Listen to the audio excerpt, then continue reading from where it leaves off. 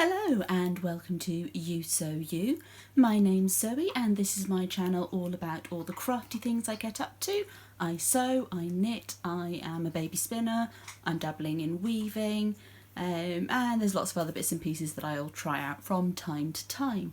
This week we have a special video for you in collaboration with Hellen of Life by Hellen, who's a sewing podcaster. I will put the links to her video down below, and I will explain a little bit more about what we are doing for our collaboration in just a moment.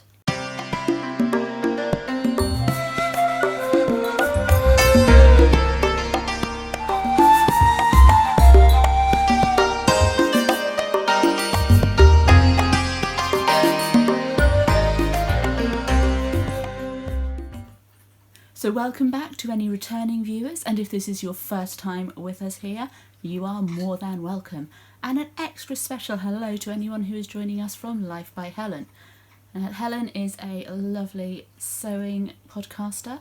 She shows you the process that she goes through as she makes them in each of her videos, so you can follow along as she explores new patterns and levels her skills. Which is a great podcast to watch. I will, as I say, put the link down below. If I can work out how to put it up here, because I know there's a thing that you can do, I'll do that, but it will definitely be down below. So I've been talking to Hellen for a little while now over the interwebs. We met through the podcasting community, and we've been talking about what we do with our fabric scraps, because as you will know if you sew, that you end up with lots and lots of offcuts of material, and quite often they're quite sizable. So we were discussing how we can reuse them and reduce the waste and recycle bits and pieces that we've used before. Now, those of you that are in the UK will know that this week's theme on the Great British Sewing Bee was reuse, reduce and recycle, so that ties in really nicely with what we are doing here today. So if you have a whole load of fabric scraps, as I know I did, and you're wondering what to do with them, let Hellen and I show you what we've come up with for ours. We were thinking about how we store our scraps as well as how we use them and bring them into the projects that we're working on. Now, we have both taken different approaches. As I am multi-craftual, I have opted for a crochet project, and I am going to show you how to make a basket much like this one. It's quite sizable, as you can see, and it's already bulging at the sides with all of the scraps and offcuts that I've already put in this basket to store it. So not only has it used up a ton of scraps, it's also storing a ton of scraps. I have more scraps up in my stash, but there's a good proportion of them here. It's probably about half of my reusable scraps of fabric from various different projects in here being stored now that I've used up some of them. So without further ado, I will move on to show you how I created this basket. It's quite a simple process. I'm going to take you through it step by step. I will say, as I have recorded the process in various stages, that I was using two different cameras, so hopefully the quality matches up. The first bit that you're going to see next was on a different camera to the one that I'm using now, and I'm hoping the quality is going to be okay for you guys, but it was filmed at a slightly lower resolution than I'm using at the moment, and that I was using for the overhead shots showing you how to do the process. That being said, let's get on with the show. Okay, so for this project you're going to need a bunch of scraps, your fabric scissors and a crochet hook. I'm going to be using a 15mm crochet hook. You are going to want something fairly chunky. Once you've got your scraps together, you need to cut them into strips about that wide, so somewhere between 1 inch and 2 inches. You don't need to be too precise about it, but just nice long strips of all your scraps, or short strips if your scraps are smaller. They're going to be joined together anyway. So to join them together is really quite simple. We're going to turn our fabric scraps into yarn that we're going to use in a crochet project. So to join them together, you take your scrap and you take your scissors, and you've got a little slit at each end.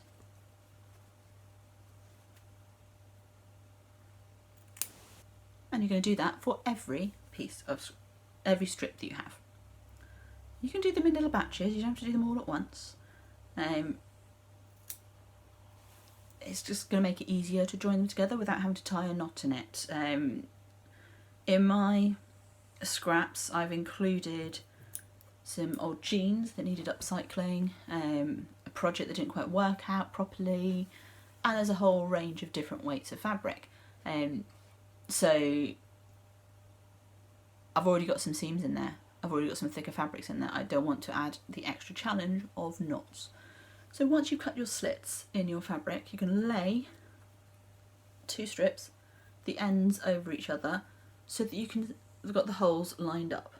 Okay, there's my finger going through the hole. Probably a bit better to use a different finger. There we go. Finger through the hole. You're going to take the strip that's on top and you're going to fold it underneath and poke it through the hole, pull it through.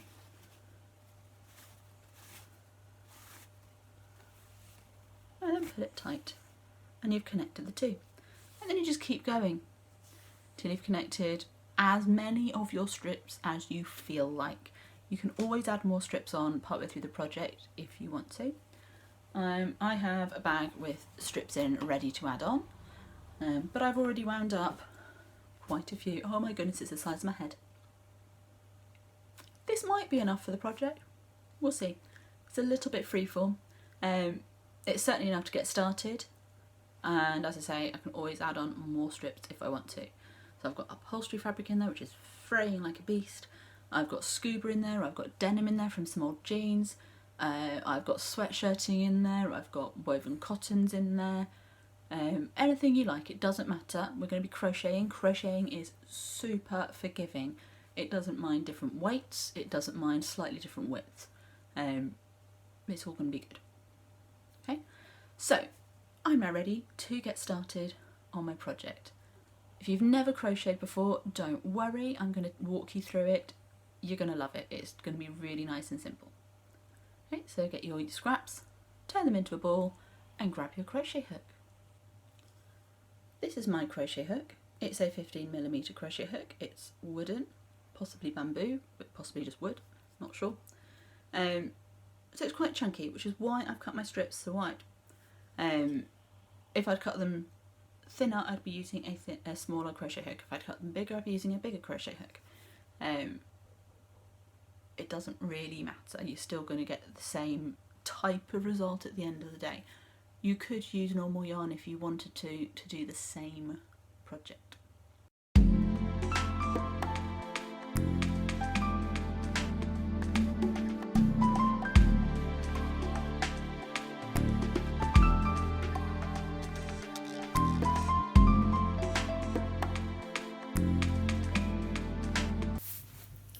Okay, so this is the base of my basket.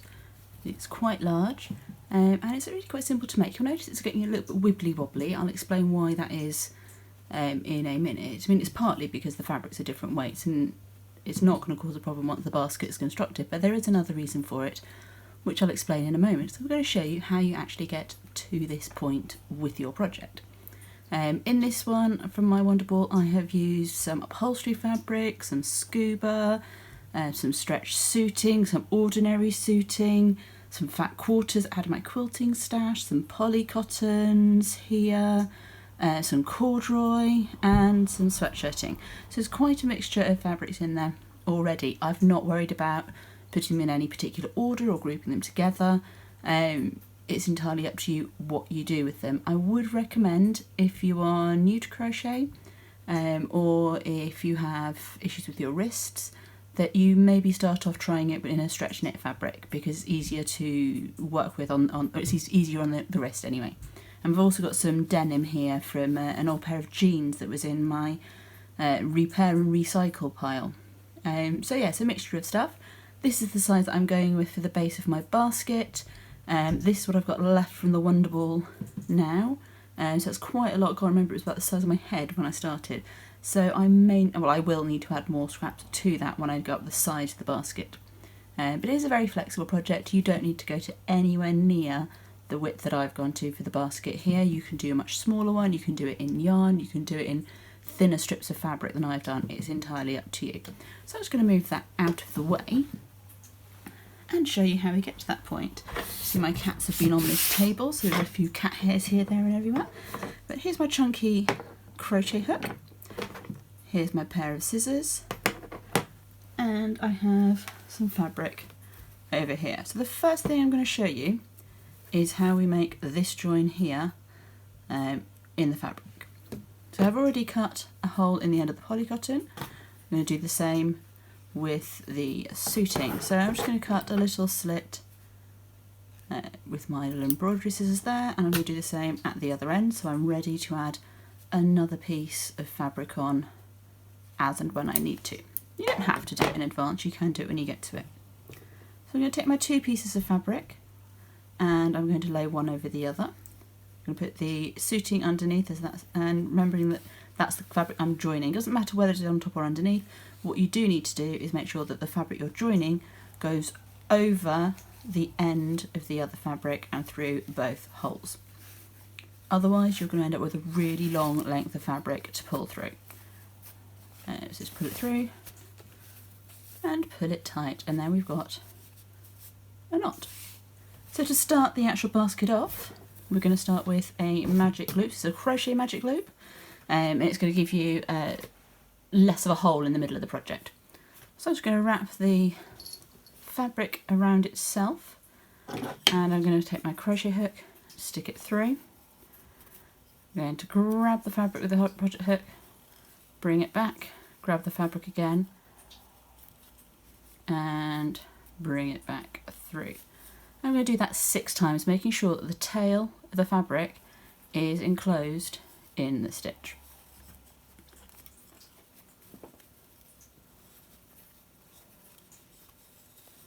It's always a little bit fiddly when you first get started, but once you've got this bit done, it's not so bad. I'm quite close to the tail, so I'm just going to pull that through a little bit more.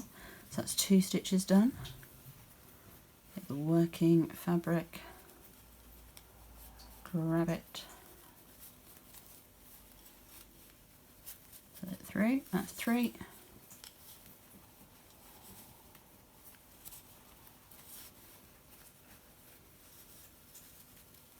That's 4.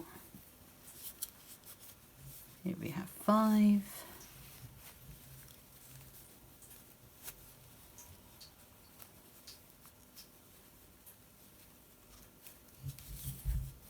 And then 6.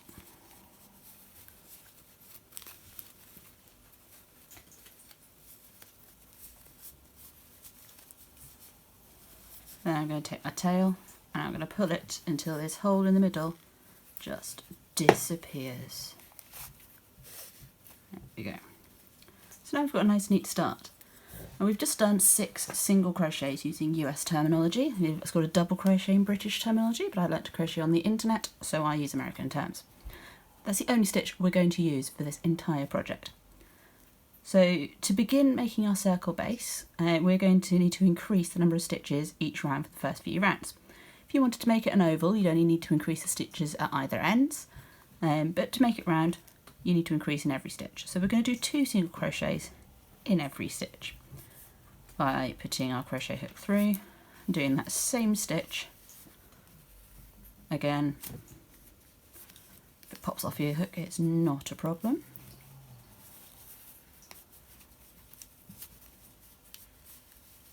And we're going to take our hook back through the same stitch again and do the same. I'm not going to sit here and do the whole thing for you because I'm obviously running out of fabric. But for your first few rounds, that's what you want to do, and it's going to end up giving you a round shaped base. If I bring this one back. So this is fairly round in shape. Now I said I was going to talk to you about why it's going wibbly wobbly. Part of it, as I say, is to do with the different weights of the fabric, and so some of it's pulling in tighter than others. But once it's loaded with stuff, it's going to sit quite flat and it's going to be fun. I'm not worried about it. If it was all the same weight of fabric, it would sit a bit more evenly, but there still would be some wibbly wobblies if every single round, the whole way to the outside, I just did two single crochets, or 2 double crochets if you're using British terms, in each stitch.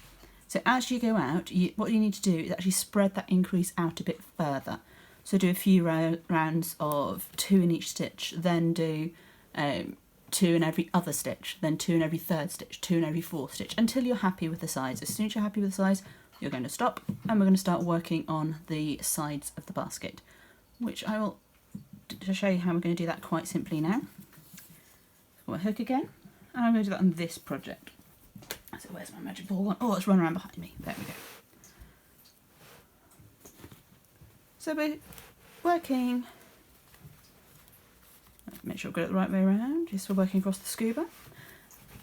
So I've got my working yarn in my left hand, my hook in my right hand, because that's the way I do it. If you are left-handed, you're probably going to be working the other way around. Because we want the size to come straight up, we don't need to get any extra stitches in at all, so we're just going to do the same stitch again. It helps if I go through my working loop first. So we're just going to go into the next stitch, do a single crochet. As you can see, I'm not really bothering about whether I've got the printed side or the reverse of the fabric showing. Doesn't really bother me. I'm just going to do that all the way around. Here we've got that textured jersey that I did from Minerva Crafts advert coming into play. That's due out on their blog in April, I believe. Oh, and I've broken a nail.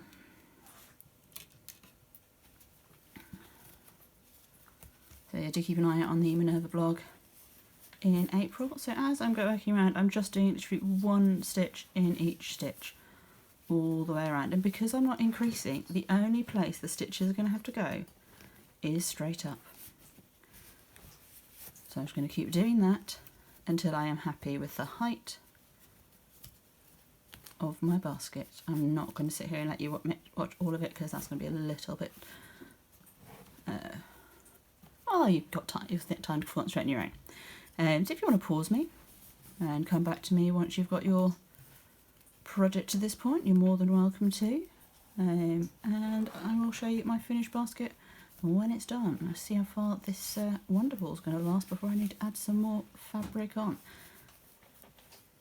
And as I say, if you're new to crochet, or if you've got problems with your wrists, do by all means use the jerseys and the knit fabrics first. It's easier on the wrists. If you don't want a basket, you can also use this technique to make mats. T-shirts in particular and jerseys are very good for making bath mats because they're quite absorbent. Same process, just don't need to do the stage I'm doing now. Okay, so I will keep going with this, and I will come back and show you once my basket is finished. I mean, you already see that the sides are starting to stand up. If I hold that there, it's starting to come up that way. Okay, so that's that.